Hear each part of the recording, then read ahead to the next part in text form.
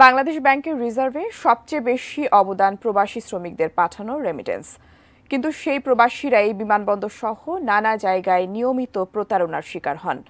এসব কারণে দেশের প্রতি আস্থাহীনতায় ভোগেন প্রবাসীরা। এরই মধ্যে যোগ হয়েছে মালয়েশিয়া গমনেচ্ছু শ্রমিকদের সঙ্গে ভয়াবহ প্রতারণা। ৩০,০০০ কর্মীর প্রায় ১,৮০০ কোটি টাকা চলে গেছে রিক্রুটিং এজেন্টদের হাতে। দিশেহারা এসব ভুক্তভোগী শ্রমিকরা কি আছে তাদের ভাগ্যে, জানাচ্ছেন ইমরান আলী। ২ লক্ষ টাকা নিচে যে টিকিট কাটে দিব। আমরা তো সফল হলে ভাই বিদেশ যেতাম না, যেতাম খাওয়া নাই লোয়া নাই, 5 দিন কই 4 দিন কই 6 দিন। আমাদের এজেন্সি ফোন বন্ধ করে রাখছে ভাই। মালয়েশিয়া যেতে না পারা শ্রমিকদের দিন দিন হতাশা বাড়ছে। ৩১ মে নির্ধারিত সময়ে ভিসা ওয়ার্ক পারমিট থাকা সত্ত্বেও সহসাই আর যাওয়া হচ্ছে না তাদের। মালয়েশিয়া সরকার সময় আর না বাড়ানোর পক্ষে অটল থাকায় প্রায় ৩০,০০০ শ্রমিকের ভাগ্য ঝুলে রয়েছে।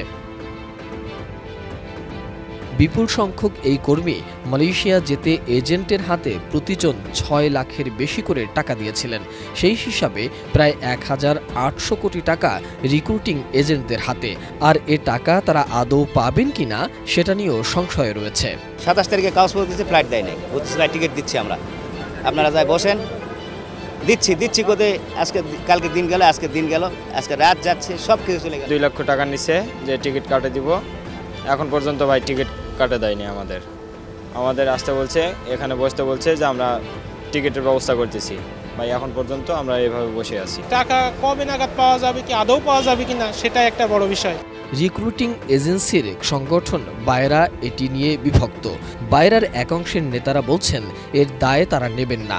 মালয়েশিয়ার শ্রমিক পাঠাতে সিন্ডিকেট করা হয়েছে ২,২০০ লাইসেন্সের সংগঠন বায়রা, অথচ মালয়েশিয়া শ্রমিক পাঠাতে কাজ করছে ১০০-র মতো লাইসেন্স। তাহলে এর দায় পুরো সংগঠন নেবে কেন? বায়রার যুগ্ম মহাসচিব ফখরুল ইসলাম জানিয়েছেন, মালয়েশিয়া কর্মী নিতে বারবার সিন্ডিকেট করা হচ্ছে। তাদের কারণে কুয়ালালামপুরের বাজারও বন্ধ হয়ে গেছে। কিন্তু এবারেও তারা নজিরবিহীন সিন্ডিকেট করে ১,০০০ কোটি টাকা লুটে নিয়েছে। যখন ৩০,০০০ শ্রমিক যেতে পারল না, তখন নানা কথা বলার চেষ্টা করছে। সিন্ডিকেটের এজেন্টদের সীমাহীন ব্যর্থতার কারণে বায়রা বারবার ক্ষতিগ্রস্ত হচ্ছে। সিন্ডিকেটের মূল হোতারা সরকারি খরচের বাইরে ৫ গুণ বেশি টাকা নিয়েছে। টাকা নেয়ার পরও সময় মতো সরকারি সংস্থা বিএমইটি করতে পারেনি, যার কারণে বিপুল সংখ্যক কর্মী যেতে পারেনি। আমাদের এজেন্সি ফোন বন্ধ করে রাখছে ভাই, ফোন ধরতেছে না ভাই, কি করবো, মাথা ঠিক নেই ভাই। এক প্রশ্নের জবাবে ফখরুল ইসলাম জানিয়েছেন, মালয়েশিয়া যারা যেতে পারেননি তাদের টাকা ওই সকল এজেন্ট ফেরত দেবে। আর মন্ত্রণালয় থেকে একটি তদন্ত কমিটি গঠন করা হয়েছে। এছাড়া বায়রা প্রয়োজনে সরকারের কাছে মুখোশধারী এজেন্টদের বিরুদ্ধে ব্যবস্থা নিতে প্রধানমন্ত্রীকেও অনুরোধ জানাবে।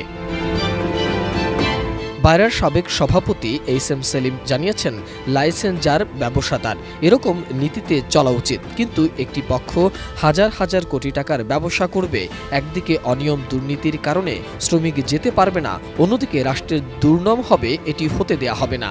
বায়রা এই সিন্ডিকেটকে প্রয়োজনে বের করে দেওয়ার হুঁশিয়ারিও দেন তিনি। এদিকে নির্ধারিত সময়ের মধ্যে মালয়েশিয়া যেতে না পারা শ্রমিকদের দেশটিতে প্রবেশের বিষয়ে কোনো সুখবর দেয়নি ঢাকায় নিয়োজিত মালয়েশিয়ার হাইকমিশনার হাজনা মোহাম্মদ হাশিম। তিনি জানিয়েছেন, মালয়েশিয়া সরকার বেঁধে দেয়া সময়ের বিষয়ে কঠোর। ৫ জুন প্রবাসী কল্যাণ ও বৈদেশিক কর্মসংস্থান প্রতিমন্ত্রী শফিকুর রহমান চৌধুরীর সঙ্গে বৈঠক শেষে এসব কথা জানিয়েছেন high commissioner. My government stand by the deadline, which is May 31st, because we have 15 source countries and we want to ensure uniformity, meaning standard in terms of the application of this deadline with our 15 source countries. This is not peculiar to Bangladesh only, but it applicable to all 15 source countries. জানা গেছে, Malaysia 15টি উৎস দেশের জন্য ৩১ মে deadline প্রয়োগের বিষয়ে অভিন্নতা নিশ্চিত করতে চায়। এই সময়সীমা শুধু বাংলাদেশিদের জন্য নয়, 15টি উৎস দেশের জন্য প্রযোজ্য। অন্ততপক্ষে এই ১৭,০০০ যাদের ভিসা পেয়েছে তাদেরকে তাদের দেশে এন্ট্রি এবং কাজের ব্যবস্থা করে দেওয়ার জন্য সেটা আমরা রিকোয়েস্ট করেছি, এবং সেটা সেই মেসেজটা কনভে করবে তাদের মালয়েশিয়ান গভর্নমেন্টের কাছে high commission.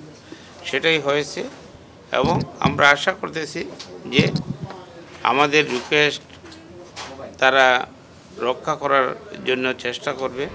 Desk report, ATN news.